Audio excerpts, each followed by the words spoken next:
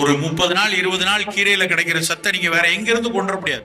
Corona காலத்துல மிக அதிகமா வித்து தீர்த்த மாத்திரை என்ன தெரியுமா? உங்களுக்கு தெரிஞ்சிருக்கும், சிங்கோவிட்.